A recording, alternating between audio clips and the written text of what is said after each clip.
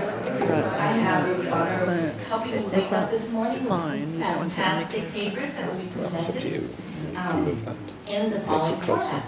We'll have 15 minutes from each of the presenting groups, I should say. Good. And then, I guess in the tradition of the self-study state of teacher education practices, there'll be a breakout into 25 minutes session, and then we'll resume with discussion from our two discussants. We have a wonderful group of papers that help us look very carefully at what we're doing and question things as they've always been. And I know there's always a tension between building community around traditions and also examining those traditions for white exclusion and what kinds of potential disadvantages there are to having certain kinds of traditions. So that critical look, we're going to be able to engage with the papers very critically in our 25-minute discussion sessions. And our two discussants are Jill Farrell from Barry University and Hafti Johnstone. I hope Hafti, she's here. Oh, there you are. Okay, good. She'll be our second discussant. And that will follow after the 25-minute session. So we'll begin with the 15-minute presentation, brief presentations from our presenters. And we will have Jacqueline Delong from Rock University, Jack Whitehead from Liverpool Hope University, and Elizabeth Campbell is not here. Oh, there you are, good. Elizabeth Campbell from Newstead University. And they'll be talking to us about how we are creating cultures of inquiry with self-studies that transcend constraints on poverty and on learning. Constraints of poverty on learning. Then we'll have Christine Bellini from the University of Toronto and Julian Kitchen, who is from the Brock University. And they will be discussing making it better for LGBTQ students with teacher education, a collaborative self-study.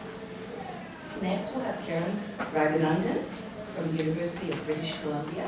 So, and she'll be introducing her study, self-study, and critical pedagogy, setting the path for emancipatory practices. And finally, we'll have self-study. We'll have, Josephine Arce from San Francisco State University, who, despite odds of the BART being late, made it here with 2 minutes to spare. So she really overcame the distance, and we'll be talking about overcoming issues of constraints of distance and economies in place. So Josephine Arce will be discussing her self-study and participatory approach, cross-cultural collaboration with Peruvian teachers teaching marginalized bilingual Quechua adolescents. And I think those of you who came for Ronnie Davies' paper, she will not be with us today. So unfortunately, she has some family issues with her division. And Ronnie Davies is from the University of Canterbury. And I hope that we can send her our best wishes by contacting her through email, and hopefully the situation will be resolved.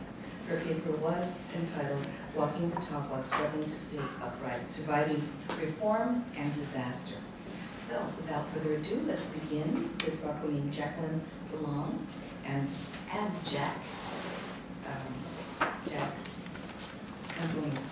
Delong, Jack Whitehead, and Elizabeth Campbell. Thanks, Doris, for that introduction. We've also got Cathy Griffin, who will be helping us with some of the videos that we've got. And my very brief introduction just takes us back 20 years ago, since we started the self-study SIG. And so over that 20 years, we've actually really worked, certainly a number of us, to try to transform what we count as educational knowledge. So whilst we've got this event now at AERA, we've actually got a longitudinal study, which if you get into actionresearch.net, the website, you'll be able to actually see the development of ideas, and in particular the nature of the knowledge that we're claiming we're actually transforming through our inquiries. And we're focusing today on issues to do with a culture of inquiry, but also something that I know those of you who have followed some of this work for years, that the multimedia presentations are really crucial. That we're claiming that the kind of embodied knowledge that we're expressing, and we'll hear Liz and Cathy talking about values such as being loved into learning and working with Jackie, actually do transform what counts as explanatory principles in terms of educational knowledge.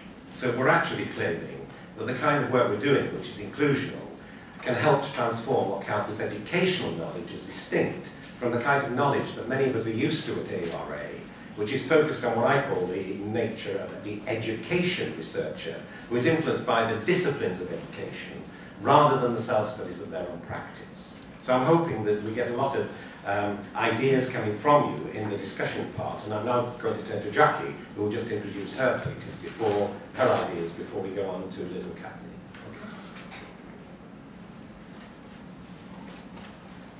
Good morning, everyone. It's hard to believe it's 20 years of self-study. SIG, that's pretty amazing work, isn't it?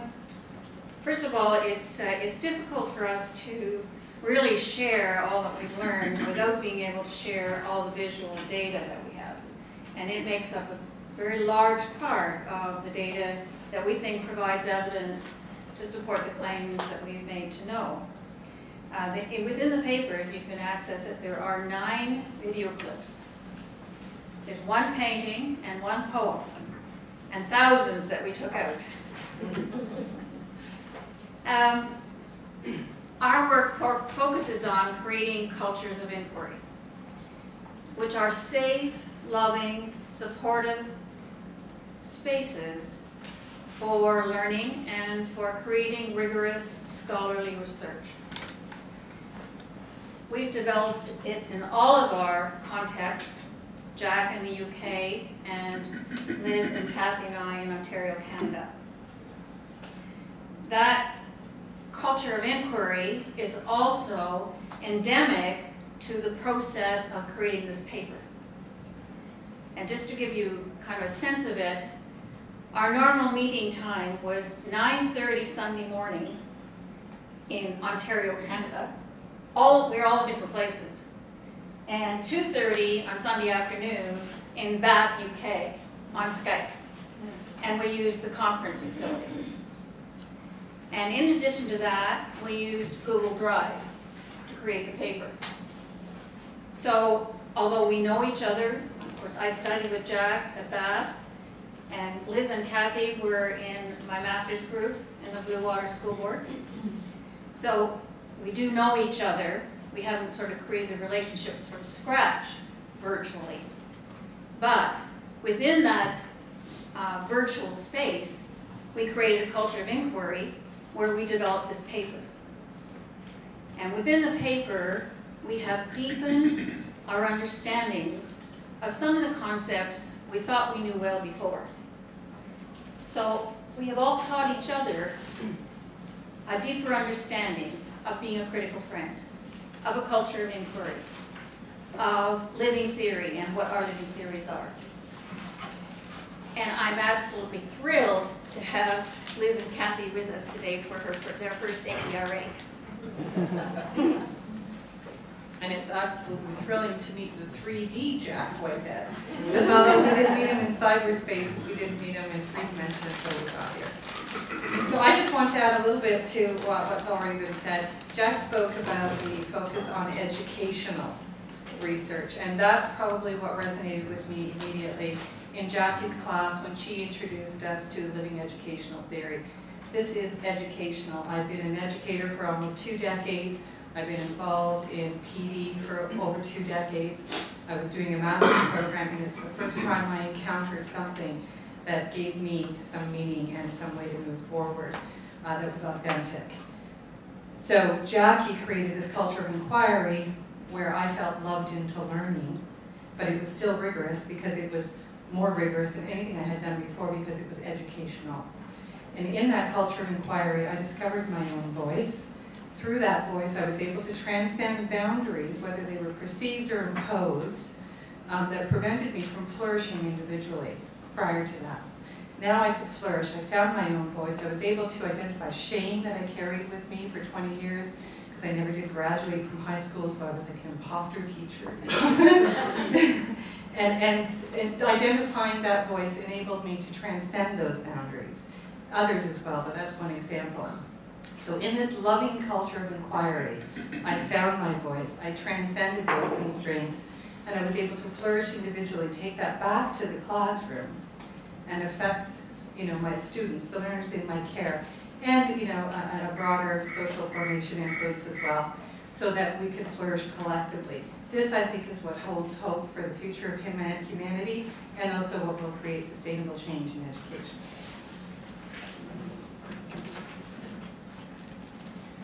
So I'm going to hear some similar things coming from me. I also felt through my master's course with Jackie that I was being loved into learning, that her unflagging support, her availability, and her just-in-time feedback for me was really important. But perhaps most important was her absolute determination to have me realize that the knowledge I have was worthy of sharing. And she allowed me to develop trust in my own ideas as a teacher practitioner. So I believe that our paper is very significant in building a body of this educational research of practitioners who are asking the question, how can I improve my practice? So my question for my MN thesis was, how can I improve my practice by living my values of love, trust, and authenticity more fully? And the reason I was doing this was because a bond with even one adult for a child, a strong bond, can have a huge effect on the resiliency. And so I explored barriers which kept me from forming those bonds, strong bonds with my students. So I continued in our Skype conversations and our work over the last couple of years, using these values as explanatory principles to guide my practice, and also as standards of judgment to tell how I was progressing. I could tell that there was a living contradiction in what I was doing, a disconnection between my values and what I was actually doing, and was able to plan action research cycles around that. So within our work, there were two basic living contradictions that I've worked on around the area of trust, and within those I've seen behavioral and attitudinal changes over time in myself and in the people that I have influenced, including my students. And the evidence is in the videos. It's in what I say, how I say it, and how people react to what I say. And the first living contradiction was basically my trust within this culture of inquiry, making that transition from MEd student to co-researcher with two professors. And you'll see that in the clip. So I had to get over that sense of trusting my own embodied knowledge again through this process. And the second living contradiction I found was around the idea of what critical feedback actually is, what it looks like, what it feels like. And my students actually highlighted the fact that my traditional model of giving them feedback, you've done this well, but your next step should be, should be to do this. That positive and negative model made them feel, in their words, like I was lecturing them, and like they felt like a bad person when they got any sort of negative feedback. So I was working through this process at understanding what critical feedback might look like and feel like in a trusting culture of inquiry. And I came to the conclusion that your own personal criticism, like questioning your own work and questioning that of others, becomes really blurred as you are in a very strong culture of inquiry with shared values and shared goals, and it becomes much more comfortable and easy. So the first video clip we have, you're going to see this going through a very fast section. This is what we do to look for moments of empathetic resonance, and you can see in that last part of that clip really the one thing that bothered me when we were talking was that you are having me put in a position where you have to be defensive. You know, I mean, and not that it's all bad. I mean, out of that came this beautiful and clear explanation, but it... Okay, so you can see that going through that clip at full speed. That's what we look like when we're talking together on Skype. And when we went through FAST, we looked for those moments of increased movement, and we looked back to see, okay, what is it that's being talked about? And in that clip, Jackie was talking about how it hurts her that one of her students has to defend something she passionately believes in to people that don't understand this method of inquiry. In this section, this is me talking about these two as professors. Do you want to as professors, right? And I say it with that term. You're not, there's no.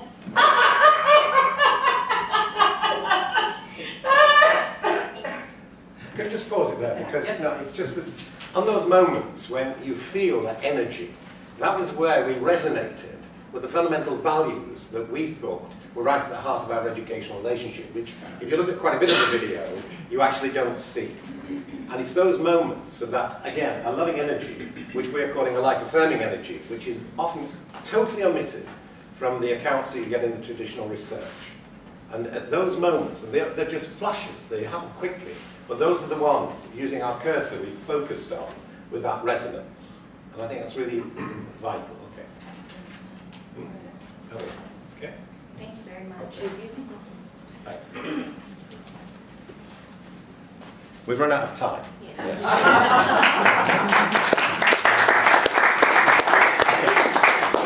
You have a chance to be around the table with Jackie, Cathy, and Liz. So we'll move on to Christine. Hi, good morning. I want to first start out by apologizing that I'm going to probably have to run out when the discussion begins because I have to go present in about 5 minutes. And I'm upset. I got squashed that way between the two because there's so much to say, and this has been such a powerful session. Reading the papers was an incredible experience, I want to just frame my remarks, which will be very brief, because we really do want to give people who sat in these rich discussions the opportunity to speak also. But when we think of the theme of this session, it was called Self-Study Across Cultural Contexts. And I think we have to look at culture in two different ways, in the sense of how each of the authors within the papers really took a very, very intense look at what it was for themselves and how it was transformative in terms of creating these cultures of inquiry within their own spaces as researchers and then within the context in schools that they went out into and worked into. And I think the work that we all do as self-study researchers and teachers is work that is so powerful and has such incredible possibility in terms of transforming education and transforming the lives of the people that we work with. And I think what really speaks to me and comes out of all of the work, and specifically that came out of these